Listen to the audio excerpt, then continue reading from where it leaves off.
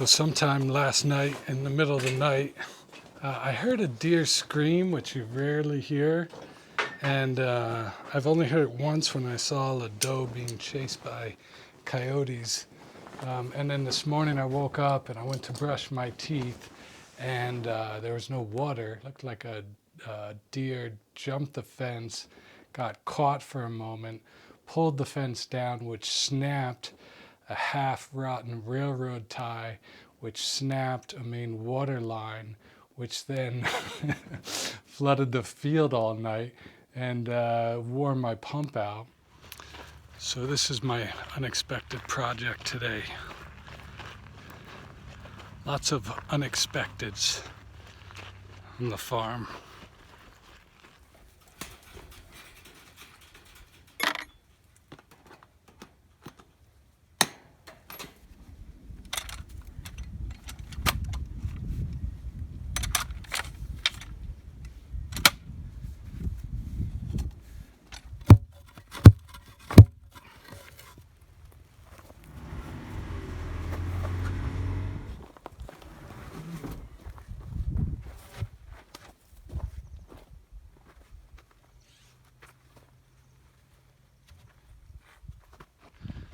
In post-hole digging, there is a big debate on whether to use concrete or not.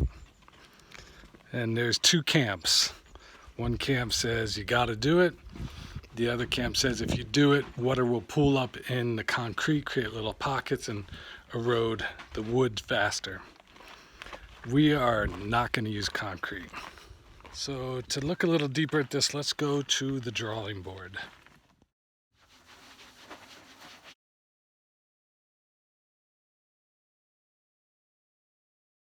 So I was thinking about this idea as I was digging my post hole, how the mind always splits off. There's always a camp for concrete, against concrete. There's always the liberals or the conservatives, the left or the right.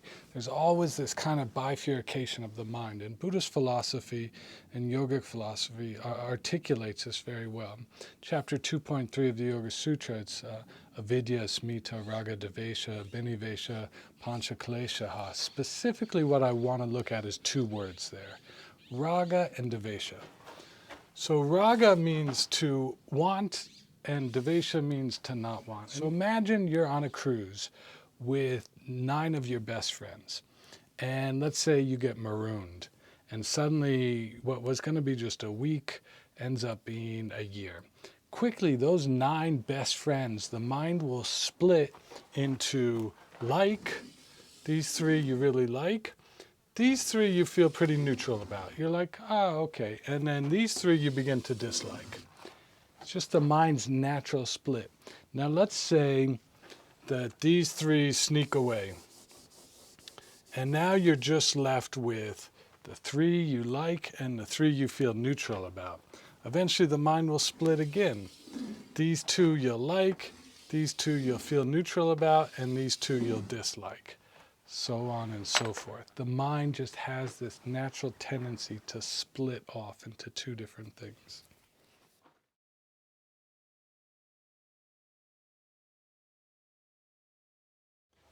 So in the old Hindu yogic texts and in the old Buddhist yoga texts, in terms of the inner body, in terms of how prana or energy or chi moves in the body, there's a bunch of different channels, but 3 are highlighted. And these 3 channels are the Ida on the left-hand side of the body, the Pingala on the right-hand side of the body, and then the Sushumna up in the center of the body.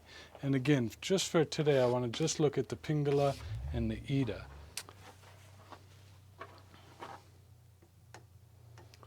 So lucky for us today, I have an example right here. So Ida is related to wanting, and Pingala is related to aversion. We can think of attraction and aversion. So right here we have an example of Ida, of desire, and it's what brings us together. These guys and gals have been doing this really frequently this year because we lost 1/3 of our crop to them.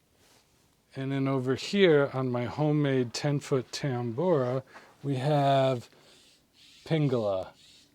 not wanting. This you don't want to find on you when you're sleeping. They have a little like spear on their abdomen that they can poke into their prey. Well, the question comes then, okay, who cares? Who cares that the mind always splits into like and dislike, good and bad, use concrete or don't use concrete, conservative or liberal? Who cares that the mind has a tendency to split?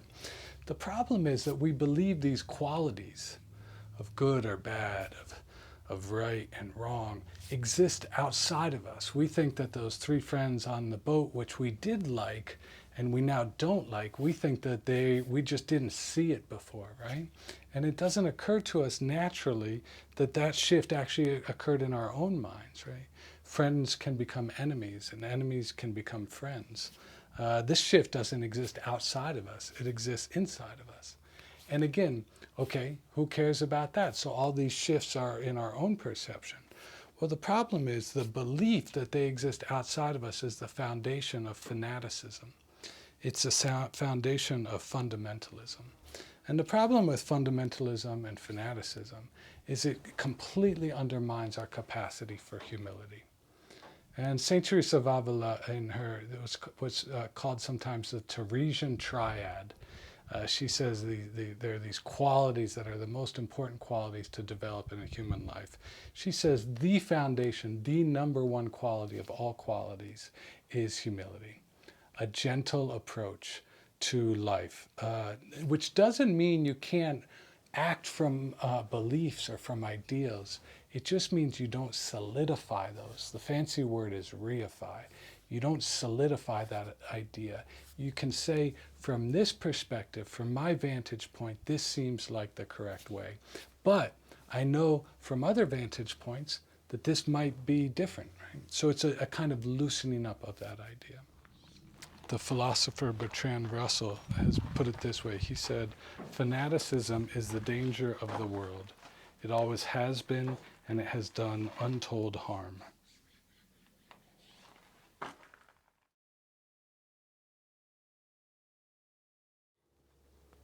If we think about this idea of fundamentalism or fanaticism, we discover something interesting, which is that certainty creates a reduction of anxiety. Now, normally we think of that as a good thing. We want to reduce anxiety. But in this situation, it's actually a trap. This idea that certainty, it creates a reduction of anxiety. And we can experiment and look at this for ourselves by seeing how in ambiguous situations the mind becomes agitated, the mind becomes uncomfortable, the mind becomes anxious. And I know it's a bit of a stretch for a topic to go from concrete and post holes to the mind's tendency to like and dislike with raga and devesha, and then the energetic body's tendency towards liking and disliking in ida and pingala. But what I want to propose is that if we can manage to stay in these slightly ambiguous situations and not reify our beliefs, we actually open ourselves up to a kind of radiance. Let me give one last example. In the 1600s, Galileo rediscovered something that Copernicus had discovered, which is that the sun, not the earth, is at the center of the solar system. Heliocentrism. And the church, of course, found this so upsetting that the Inquisition accused and convicted Galileo of heresy and put him under home arrest for the rest of his life. So what I want to propose, how can we use this idea? I want to propose that we are our own Inquisition. That when we find ourselves in ambiguous situations, we have a tendency towards wanting to latch onto certainty. So the invitation is, can we find those places that make us uncomfortable?